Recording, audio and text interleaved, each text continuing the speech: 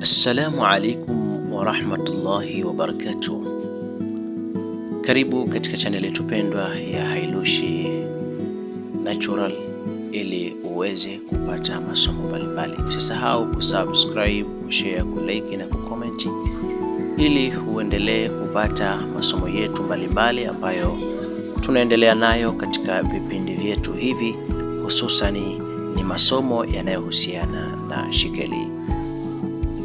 Pia usisahau kusubscribe, kushare, kulike na kucomment ili uendelee kupata masomo yetu. Ndugu mfuatiliaji wa masomo yetu, hapo awali tulikuwa tukieleza namna mbalimbali ambazo zilikuwa zikihusu namna gani ufasaha na usahihi wa elimu hii umesihi katika vitabu vya wanawazuoni walioaminika. Lakini hapo tukaahidiana ya kwamba baada ya muda tuanze kupeana masomo rasmi. Hivi leo tumeona kwamba tuanze kukupeni masomo rasmi, na hususan hapa tunakupeni msingi mkuu. Jambo ambalo unapaswa kulifahamu ewe ndugu yangu kipenzi ni kwamba ili uweze kufahamu elimu hii kiufasaha ni lazima uweze kutambua majina ya shikeli zote. Endapo utakapoyatambua majina ya shikeli hizo, basi wewe utakuwa umefahamu vizuri sana elimu hii na tayari una msingi mzuri wa kuweza kuitafsiri shikeli yako kiufasaha. Lakini mimi nimechagua kutumia taskini ya abedah, taskini ambayo ndio taskini ambayo iliyoanza kutumika Afrika kabla ya taskini ya sukna. Hivyo niwaombe wale wanafunzi wangu ama wafuatiliaji wangu mlozoea taskini nyingine mbalimbali, taskini sukna na nyinginezo, niwaombe kwamba taskini tuitumie sisi ni hii taskini ya abedah, taskini ambayo ilitumika sana Afrika, akiwemo Luqman al-Hakim akiwa ni mmoja kati ya wana wa Afrika aliyekuwa akitumia taskini hii ya abedah.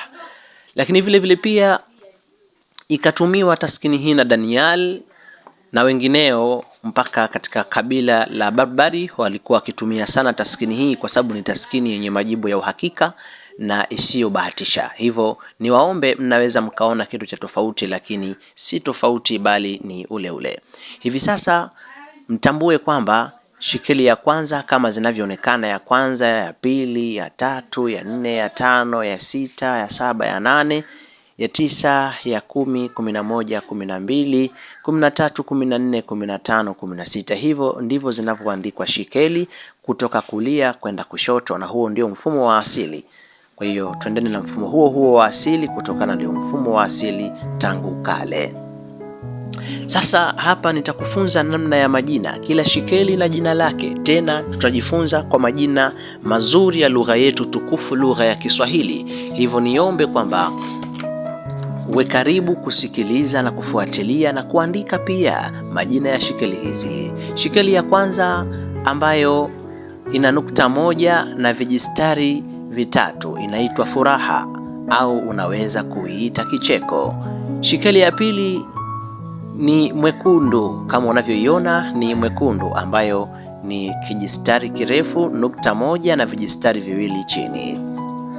Kisha kunafuatia shikeli ya tatu ambayo inaitwa bahati ndogo.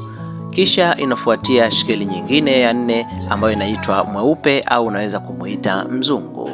Kisha ni shikeli ya tano ambayo inaitwa hasara. Hasara ni shikeli ya tano, hasara, ama unaweza kuita kukosa. Kisha shikeli ya sita inaitwa kiunganishi au mawasiliano, kwa lugha nyingine kiunganishi au communication, mawasiliano. Kisha shikeli ya saba inaitwa mkia wa joka, mkia wa joka. Shikeli ya nane inaitwa huzuni, au unaweza kuita kilio. Hii ni kinyume cha shikeli ya furaha. Shikeli ya tisa ni shikeli inayoitwa gereza, yaani maana yake nyingine unaweza ukaita kifungo. Shikeli ya 10 inaitwa kipato, au unaweza ukaita faida. Ni kinyume cha shikeli linaloitwa hasara au kukosa. Shikeli ya 11 inaitwa kijana au unaweza ukasema mvulana. Yote hayo ni majina yake. Shikeli ya 12 inaitwa bahati kuu. Hii ni kinyume na ile shikeli iliyoitwa bahati ndogo. Hii ni bahati kuu, shikeli ya 12. Shikeli ya 13 inaitwa msichana au unaweza ukaita kigori.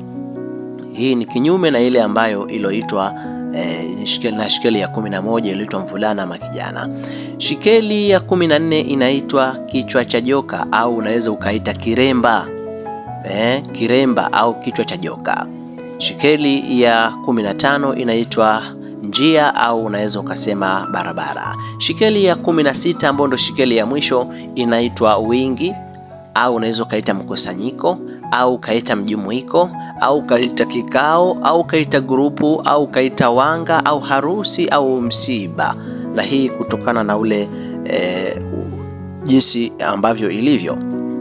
Kwa hiyo hayo ndiyo majina ya shikeli, kila mmoja aweze kuyashika vizuri. Somo lifuatalo usikose, kwa sababu ni somo muhimu sana kwako ewe mfuasi na mfuatiliaji wa masomo yetu ya shikeli. Usisahau kusubscribe, kushare, kulike na kucomment ili uendelee kupata masomo yetu mbalimbali. Sisi tunatamba na kanuni ya Abeda, kanuni yenye majibu ya uhakika na isiyokosa, na ni kanuni ya kitaalamu kabisa iliyokubalika hata na wana wa sayansi kuitumia katika mfumo wa kompyuta. Asanteni sana ndugu wafuatiliaji wa masomo yetu. Kwa kuishia hapa niseme usiache kabisa kusubscribe, kushare, kulike na kucomment ili uendelee kupata masomo yetu yanayoendelea.